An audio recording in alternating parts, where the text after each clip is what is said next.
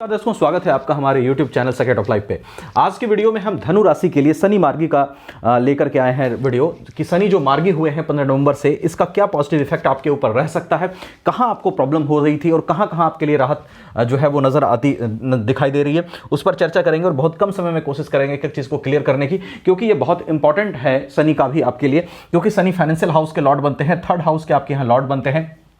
पराक्रम आपका उनके हाथ में होता है, फाइनेंशियल कंडीशन, वेल्थ एक्युमुलेशन को रेगुलेट करते हैं आपकी कुंडली में। तो डेफिनेटली इनका मार्गी और वक्री होना आपके लिए बहुत मैटर करता है। अब यहां पर जो शनि मार्गी हो रहे हैं, इसका क्या क्या बेनिफिट्स आपके लिए रह सकता है, इस पर चर्चा करेंगे। वीडियो लास्ट तक देखिएगा, डिटेल में बताऊंगा एक एक चीज को। देखिए, जब शनि जब मार्गी वक्री थे, जब ये वक्री थे, तो अगर आपके कुंडली के प्लेसमेंट के आधार पर अगर ये बुरा रिजल्ट आपको कर रहे होंगे, तो सबसे पहले जो चीजें दिक्कत आ रही होगी आपको आपके पराक्रम में आ रही होगी, क्योंकि ये आपके थर्ड हाउस में वक्री हुए हैं। तो निश्चित रूप से आप लेजनेस थोड़ा फील कर रहे होंगे, क्योंकि थर्ड हाउस में बैठा शनि जब यहां पे वक्री हो रहे हैं, तो पराक्रम की थोड़ी सी क्षति होना, उसके साथ साथ हो सकता है आपका माइंड भी सही तरीके से काम नहीं कर पा रहा होगा, स्ट्रेट फॉरवर्ड होकर के आप चीजों को नहीं कर पा रहे होंगे, उसमें थोड़ी परेशानी आ रही होगी। सेकंड हाउस के लॉर्ड होकर के वक्री हुए थे, तो अगर नेगेटिव इफेक्ट रहा होगा तो definitely wealth accumulation, financial condition को बूम करने में मदद नहीं मिल रही होगी, फाइनेंशियल कंडीशन में आपको दिक्कत आ रही होगी। और उसके साथ साथ इनकी तीसरी दृष्टि पड़ रही है फिफ्थ हाउस पे, तो एजुकेशन गेन करने में भी थोड़ी बहुत परेशानी, और उसके साथ साथ इनकी जो दृष्टि पड़ रही है 12th हाउस पे पड़ रही है, 8th हाउस पे पड़ रही है, तो हो सकता है थोड़ा एक्सपेंसिव भी ज्यादा हो रहे होंगे और कुछ थोड़ी बहुत हेल्थ इश्यूज भी हो सकता है हो रहे होंगे, क्योंकि 12th हाउस पे इनकी दृष्टि थी। अब जब ये मार्गी होंगे, तो सबसे पहले इस चीज को समझिए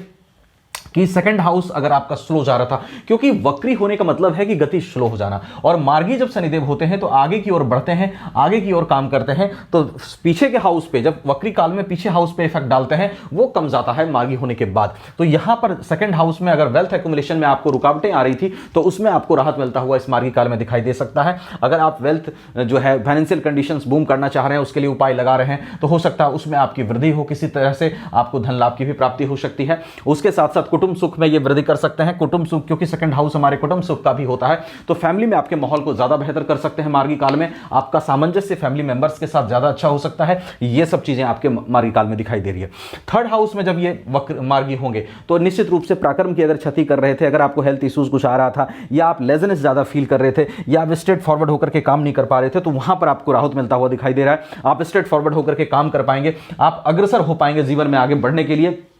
लेजनेस को आप कंट्रोल कर पाएंगे। ये सब स्थिति जो है वो शनि की आपकी मार्गी होने से थर्ड हाउस में मिलता हुआ दिखाई दे रहा है। पब्लिक डीलिंग अगर आप कर रहे थे, क्योंकि थर्ड हाउस हमारे पब्लिक डीलिंग से भी जुड़ा हुआ होता है, तो निश्चित रूप से अगर वहां परेशानी आ रही थी, पब्लिक के साथ सही तरीके से डील नहीं कर पा रहे थे, तो आप डील कर पाएंगे, वो भी संभावना यहां पे शनि बनाएंगे मार्गी होकर के थर्ड हाउस में। उसके साथ साथ हेल्थ इश्यूज, अगर आपको हेल्थ पर ज्यादा खर्च हो रहे थे, तो वो सब चीजें कम पड़ेगी, क्योंकि 12th हाउस पर इनकी दृष्टि थी 10th, तो ये सब चीजों में आपको राहत मिलता हुआ दिखाई देगा। चूंकि देखिए, आप धनु राशि के हैं, निश्चित रूप से आप एक निष्कपट व्यक्ति हैं, गुरु से प्रभावित आपकी राशि है, आप जो होते हैं ईश्वर को मानने वाले सदाचारी लोग होते हैं। गुस्सा आता है, नहीं आता ऐसी बात नहीं, अग्नि तत्व की राशि है, लेकिन आपका जो गुस्सा होता है ना, उसमें भी प्यार होता है, बड़ा मजा हुआ गुस्सा आपका होता है। अगर मैं सच कहूं तो आप बताइएगा कमेंट सेक्शन में, एक मैच्योर्ड गुस्सा होता है आपका, आपको पता होता है कि यहाँ गुस्सा करना है, लेकिन गुस्से में भी प्यार होता है, आपको पता है कि सामने वाले का दिल नहीं तोड़ना है, और अगर सामने वाले का दिल थोड़ा सा टूट गया आपकी गुस्सा से, आपको लग रहा है थोड़ा वो नाराज हो गया, तो आप जो है झुक भी जाते हैं, उसको मना भी लेते हैं। ये क्वालिटीज आप में होती है। जीवन को आप ना ही बहुत लग्जरी तरीके से बहुत ज्यादा जीने में बिलीव करते हैं, ना ही लो लेवल पर जीने में बिलीव करते हैं, एक बैलेंस लाइफ को लेकर के आप चलना चाहते हैं, ये आपकी टेंडेंसी होती है धनु राशि वालों की। तो ये सब चीजें आप में होती है, और ईश्वर में विश्वास रखना आपकी कुंजी होती है। 7.5 में आपको बहुत सारी परेशानियां शनिदेव ने दी थी, लेकिन अब चूंकि ये थर्ड हाउस में हैं, तो बहुत सारी चीज अच्छे भी करने के चांस आपके लिए बन रहे हैं, और फिर 4th हाउस में चले जाएंगे,